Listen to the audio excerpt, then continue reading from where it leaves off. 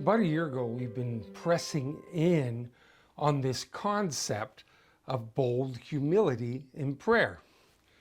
Bold humility sounds like an oxymoron. It sounds like a juxtapositioning of two extreme things because boldness doesn't usually show up with humility. But we felt in the Spirit to be praying for bold humility over Canada. We were in Alberta just a couple of weeks ago, in central Alberta, actually based out of Red Deer. Our friend Richard Roth put this all together with some other leaders in this city. We had an amazing time. We were up in Sunchild First Nation and Maskwacis as well.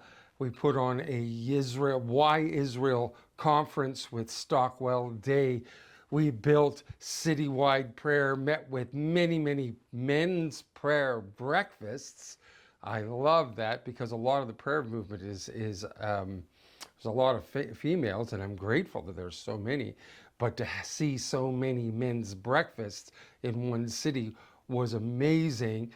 And I think the highlight for us was attending a church called River Church in Red Deer on Sunday night, where we proclaimed the gospel with an unbelievable amount of freedom. I was able to preach with an interpreter to a congregation that had 8 different languages represented by all kinds of new Canadians. Not even Canadians yet. All kinds of new people, all kinds of refugees, Sudanese, Rwandan, Ugandan, Assyrian, Iraqi, Afghanistani, Ukraine. I mean, all these languages and people groups were represented in one congregation. And I read from a passage of scripture. I actually was preaching from Isaiah 61, my most favorite place to preach from. And you know the verse, from the Spirit of the Sovereign Lord is upon me because he's anointed me to preach good news. And the reference went down to verse 3, ending at oaks of righteousness, the planting of the Lord for the display of his splendor. Many of you know that. So actually what happened in this service, it was a Lutheran service, a Lutheran church plant, and they before the scripture, this was the scripture reading, so they read it during the service, the Isaiah 61, 1-3. Except they read it 8 times in 8 different languages.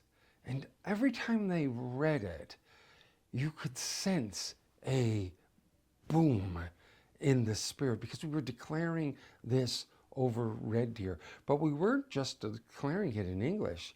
We were declaring it in Sudanese and Swahili and Ugandan and French, because there were Congolese people there. It was incredible the amount of people that were there in different places, so we were able to preach the word of the Lord freely.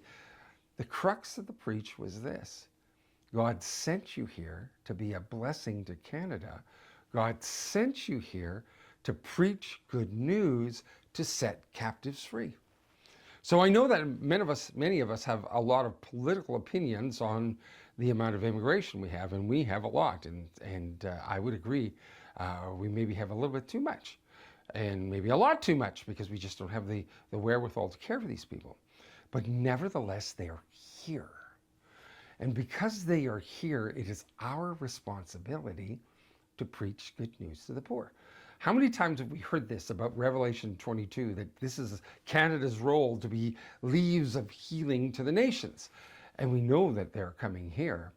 So I want to encourage you today, cast your net on the other side of the boat.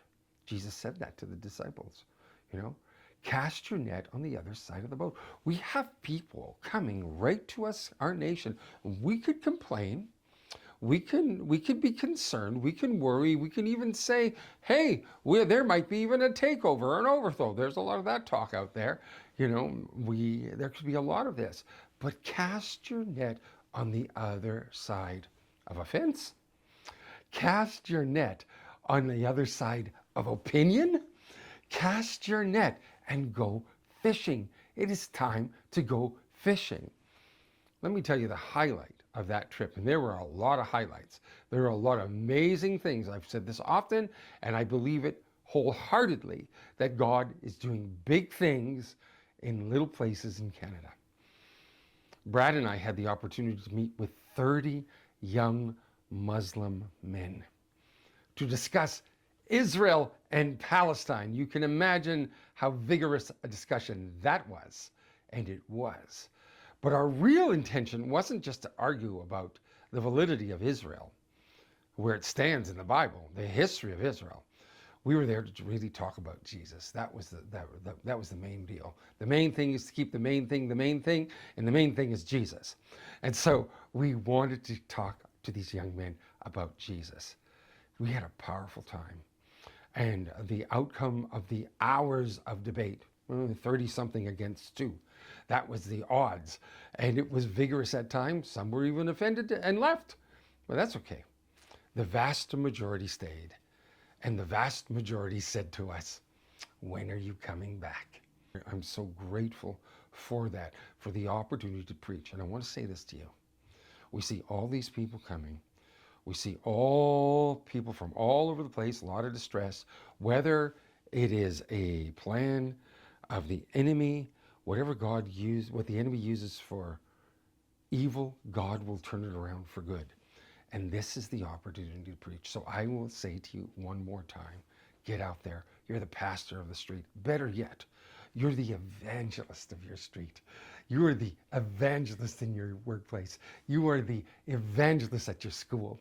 You're the evangelist. And because you have a testimony, of the goodness of God, pull out your testimony and use it. Pull out your testimony and testify to what God has done in your life. The prayer movement is not supposed to stay in the closet. It is time for it to move out of the closet and move on to the streets. How beautiful are the feet of those that bring good news. The prayer movement has feet.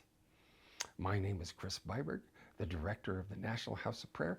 And if you like this video, please like and share. We'll see you next time. Bye for now.